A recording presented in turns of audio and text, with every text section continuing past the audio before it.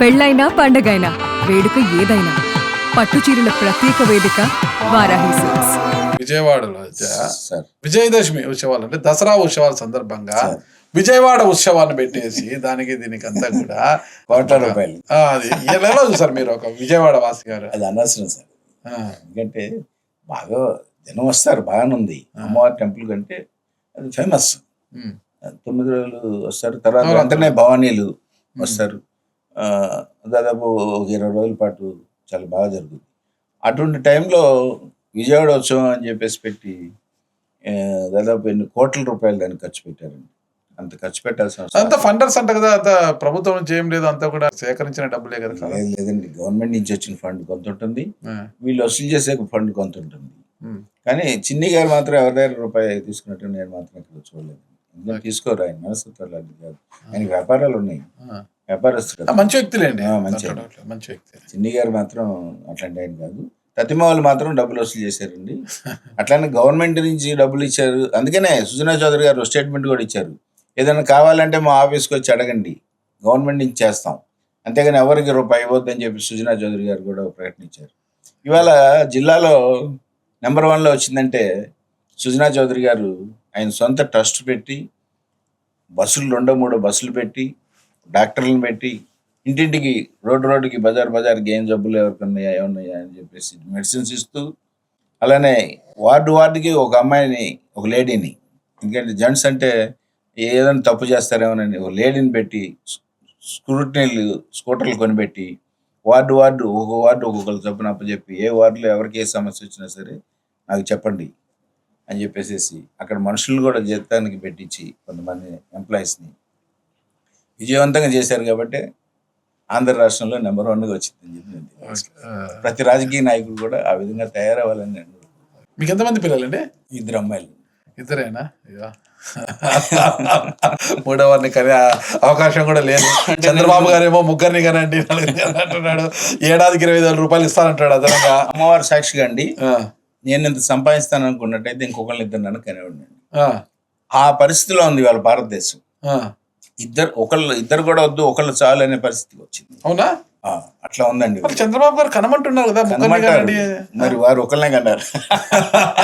సరే, ఆయన రోజులు అప్పటివి, ఆ రోజుల్లో ఆయన ఒకరే కన్నారు. ఆ రోజుల్లో 10 మంది, మా నాన్న 12 మందిని కన్నాడండి. మరి వాళ్ళు కూడా 12 మంది ఉండాలిగా. ఇద్దరే, రామ్మూర్తి నాయుడు గారు అన్న చంద్రబాబు నాయుడు గారు ఇద్దరే ఉంది. సిస్టర్స్ ఎవరు ఉన్నారో నాకు తెలియదు, అంటే మాత్రం క్షమించాలి. మరి ఒకళ్ళు 2 ఉన్నారేమో నాకేం తెలియదు, కానీ చెప్తున్నా అండి. కానీ ఇవాళ భార్యాభర్తలు 2 ఉద్యోగస్తులు ఏదో ఒక ఉద్యోగం చేసుకోవాల్సిన పరిస్థితి ఏర్పడింది. భర్త ఒకడు చేసుకొచ్చే డబ్బులు చాలు. అట్లని బాబు గారు సంవత్సరానికి 25,000, నెలకి 25,000, లేదా 25 సంవత్సరానికి 25,000 ఏదో ఇస్తా అని చెప్పేసి కూడా చెప్పారు. హాస్పిటల్కి వెళ్తే ఇవాళ 50,000 నుంచి ₹1,00,000 అవుతుంది. ఒక మాదిరి జబ్బు అయితే లక్షల్లో అవుతుంది, ఇంకా కొంచెం పెద్ద జబ్బు అయితే. అలానే ఆరోగ్యశ్రీ కింద వెళ్దామా, కొన్ని లేవు వాటిల్లో.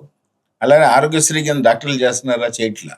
ఆరోగ్యశ్రీ ఫండ్స్ మాకు ₹1,000 కోట్ల ఆగిపోయింది, అందుకే మేము ఆరోగ్యశ్రీ అసలు చెయ్యం, డబ్బు కడితే చేస్తామంటే ఎక్కడో అప్పోజోపలు తీసుకొచ్చి చేస్తున్నటువంటి వాళ్ళు 3వ బిడ్డని, 4వ బిడ్డని, 5వ బిడ్డని ఎలా కనగలరని చెప్పేసి నేను P4 పెట్టారు.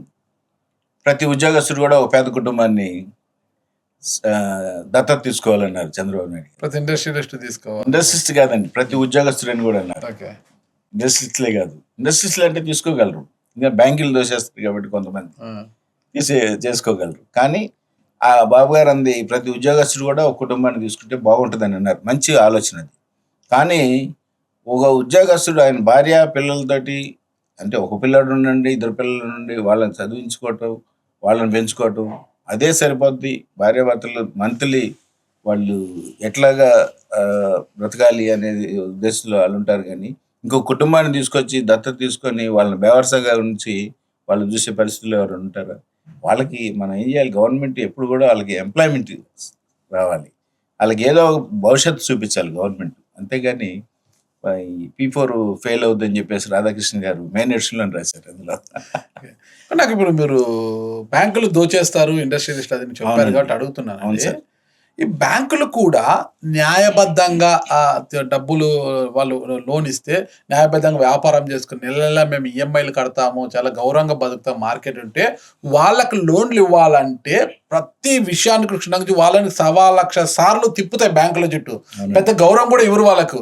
వచ్చిన వాళ్ళు కూర్చోమని కూడా చెప్పాలన్నమాట. లోన్ అడిగితేనే వాళ్ళకి ఏదో పెద్ద వీళ్ళు యాచించే వాళ్ళలా కనిపిస్తుంటారు ఈ బ్యాంకులకి.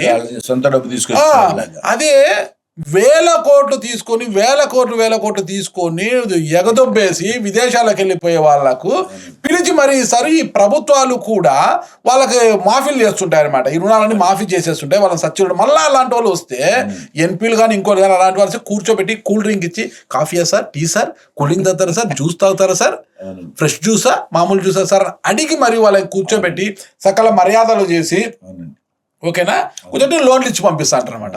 ఒక సామాన్యుడు వెళ్ళి మాకు అన్నీ ఉన్నాయి సార్, మాకు ఏమైనా లోన్ ఇవ్వండి, మేము బతుకుంటాం, ఒక వ్యాపారం చేసుకుని ఉంటే వీళ్ళకి 30 తిప్పలు పెడుతుంటారు వీళ్ళు. మళ్ళా వాళ్ళకి సైడ్గా అవి ఇవి అంటారు. మళ్ళీ మాకు డిపాజిట్ అన్నీ చేసిన తర్వాతనే ఇది వాళ్ళు ఎక్కడికైనా కనీసం వాళ్ళ ల్యాండ్ చూసే పోవాలనుకోండి, కొలెటరల్ కింద పెట్టా ఆ ల్యాండ్ పోలన వీళ్ళు ఏసీ కార్ పెట్టాలా, వీళ్ళే దగ్గర నుండి పిలుచుకొని వచ్చి మళ్ళీ వదిలిపెట్టాలా, ఏమి ఇలాంటి కార్యక్రమాలు చేస్తుంటారు వీళ్ళందరూ కూడా. ఎందుకు ఎగరగొట్టే వాళ్ళకి బ్యాంకులు లోన్లు ఇస్తాయి, న్యాయబద్ధంగా ఉండే వాళ్ళకి ఎందుకు ఇవ్వరంటారు? దీనికి రాజగోపాల్ గారు ఉదాహరణ, పాపం ఆయన గురించి అనే కాదు, రాజగోపాల్ గారు కానివ్వండి, ఏ రాజగోపాల్ గారు, లగడపాటి రాజగోపాల్ గారు కానివ్వండి, నిన్న చనిపోయారు సాంబశివరావు, కావు సాంబశివరావు, రాయపాటి సాంబశివరావు కానివ్వండి, అంటే ఖమ్మాల్లో చెప్తున్నాను. అట్లానే విజయవాడలో ఇంకా కొంతమంది ఉన్నారండి. అలానే వీళ్ళందరూ కూడా, అలానే మోడీ కానివ్వండి పారిపోయాడు, అట్లానే హిమాలయాలు ఆయన ఉన్నాడు కదండి, ఆయన కానివ్వండి పారిపోయాడు. ఆయన కూడా ఆయన డబ్బు 7,000 కోట్లు నేను కడతాను ఇండియా వస్తే అంటే ముందు అరెస్ట్ అవ్వడం తర్వాత గడిదిగానే ఉంటున్నారు ఆయన, ఎందుకంటే కాంగ్రెస్ ఎంపీ కాబట్టి. అలా పొలిటికల్ ప్రెషర్ మీద కూడా వీళ్ళందరికీ లోన్లు ఇవ్వడం జరుగుతుంది. అట్లానే వెనక వ్యాపారస్తులు ఎవరో ఒకరిని నిలబెట్టి గెలిపించేవాళ్ళు, ఎమ్మెల్యేలు కానివ్వండి, ఎంపీలు కానివ్వండి. కానీ ఇవాళ ఒక 25 సంవత్సరాల నుంచి ఈ వ్యాపారస్తులే రాజకీయాల్లోకి రావడం వల్ల మరి రాజగోపాల్ గారిది ఒక 100-200 లారీలతోటి మంచి ట్రాన్స్పోర్టింగ్ ఉండేది నెల్లూరులో. అట్లానే 47,000 కోట్ల లోన్ ఇచ్చింది. ఎట్లా ఇచ్చిందండి? ఎంపీ కాబట్టి ఇచ్చింది. ఇవాళ అన్ని ఫ్యాక్టరీలన్నీ మూతపడిపోతే, చాలా వరకు దాదాపు 90% ఫ్యాక్టరీలు మూతపడిపోతే అవి మొత్తం అమ్మినా కానీ 15,000 కోట్లు 20,000 కోట్లు. ఈ డబ్బంతా ఎవరిదండి? డిపాజిటర్స్, ప్రజలది డబ్బంతా. కానీ అది చూస్తలా. ఇప్పుడు ఏంటి, బ్యాంకులన్నీ కూడా దివాళా ఎత్తే పరిస్థితికి వచ్చేటప్పటికి చాలా బ్యాంకులు తీసేసి 3-4 బ్యాంకులు ఉంచడం కోసం ప్రయత్నిస్తుంది గవర్నమెంట్, సెంట్రల్ గవర్నమెంట్.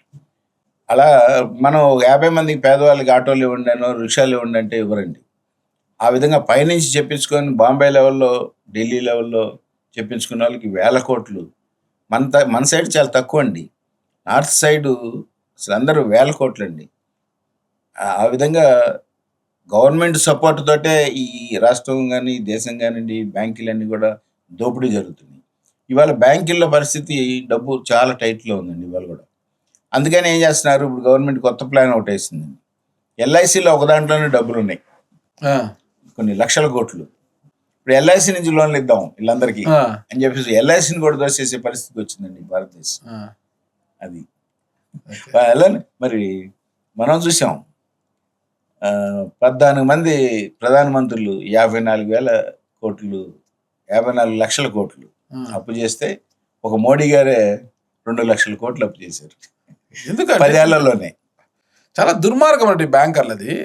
అనంతపురంలో నా ఫ్రెండ్ ఒకతను మొత్తం కొలెటరాల్ పెట్టి 5 కోట్లకు ఏదో కోళ్ళ ఫామ్ పెట్టాలని లోన్కి అప్లై చేస్తే నెల రోజులైంది, 30 తిప్పలు పెడుతున్నారు అని. పర్సంటేజ్ 2012లో వాడు ఒక్కొక్క ల్యాండ్ ఉంది, అది కొలెటరల్ గా పెట్టాడు. 2012 ఎవరైతే వాల్యూర్ ఉన్నాడో 2,23,00,000 వేస్తాడు ఆ ల్యాండ్కి. ఒక ఎకరం అనుకో, 93 సెంట్లు ఒక ఎకరం ఉంది ల్యాండ్. అది ఆ రోజు కన్వర్షన్ బిట్, అందులో కన్వర్షన్ అగ్రికల్చర్ టు కమర్షియల్ కి కన్వర్షన్ చేసిన ల్యాండ్ కి 2,23,00,000 ఇచ్చారనమాట.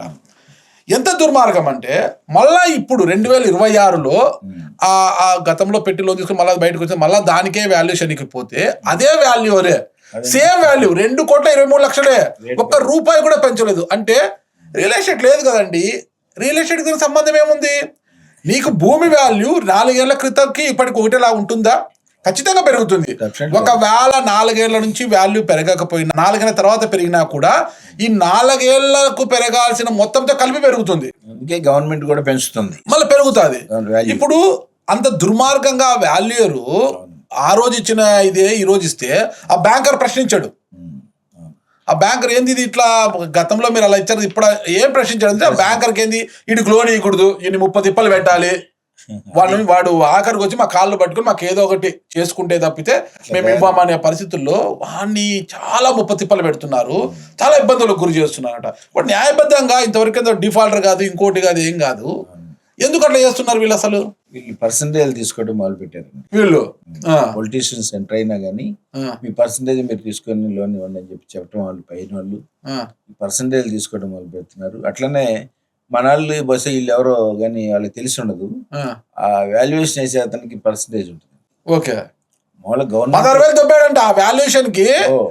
ఆయన వేసిన తప్పుడు వాల్యూకి 16,000 దొబ్బినాడంట ఆయన. మళ్ళా 16,000 అంటే అది మామూలు గవర్నమెంట్ కట్టించమనేది బ్యాంక్ కట్టిస్తుంది, మనతో కట్టిస్తుంది పార్టీ తోటి. అది కాకుండా వాళ్ళ పర్సంటేజ్ ఉంటుందండి, పర్సంటేజ్ ఇచ్చి దాన్ని డబుల్ అయ్యమంటే డబుల్ వేసేవాళ్ళు. పాపం ఆయన ఎవరు అమాయకుడు ఆ పర్సంటేజ్ మాట్లాడి ఉన్నాడు.